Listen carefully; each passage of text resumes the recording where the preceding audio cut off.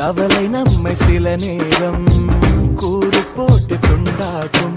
தீயினை தீண்டி வாழும் போதே தீபத்தில் வெளிச்சம் உண்டாகும். கடலை சேரும் நதியாகும் தன்னை தொலைத்து